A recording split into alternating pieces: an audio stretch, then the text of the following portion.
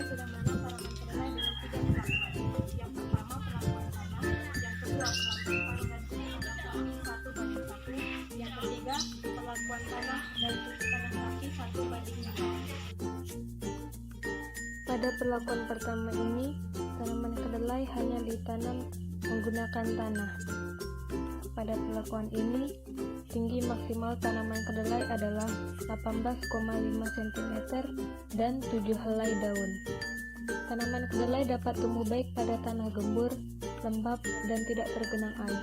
Namun, bila tidak diberi dosis pupuk yang cukup, tanaman kedelai tidak dapat tumbuh dengan baik karena kekurangan unsur hara dalam tanah. Pada perlakuan kedua ini, tanaman kedelai ditanam menggunakan tanah dan pupuk kandang sapi dengan perbandingan 1:1. Pupuk kandang bisa digunakan untuk berbagai jenis tanaman, seperti tanaman sayur, tanaman buah, tanaman palawija, dan tanaman pangan. Mengapa saya menggunakan pupuk kandang sapi? Karena pupuk organik dari kotoran sapi mempunyai kandungan serat kasar tinggi seperti selulosa. Hal ini ditandai dengan tingginya rasio CN di atas 40. Pada perlakuan kedua ini, jelas perbandingannya lebih baik daripada perlakuan pertama, yaitu tinggi tanamannya sekitar 29 cm, jumlah daunnya yaitu 8 helai.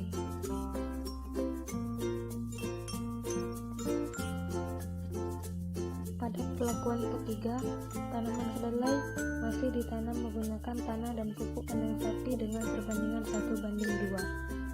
Pemberian dosis pupuk kandang sapi berpengaruh nyata pada pertumbuhan tinggi tanaman dan jumlah helai daun pada tanaman kedelai.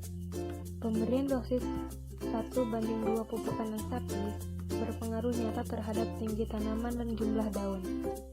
Ini menunjukkan pemberian pupuk kandang sapi meningkatkan kesuburan tanah, baik fisik maupun sifat kimia tanah. Pemberian pupuk kandang sapi secara teratur ke dalam tanah akan membantu memperbaiki kesuburan fisik tanah, meningkatkan daya pegang air, meningkatkan kandungan unsur hara makro dan mikro, serta meningkatkan aktivitas mikroorganisme tanah terutama mikrobia penambat nitrogen.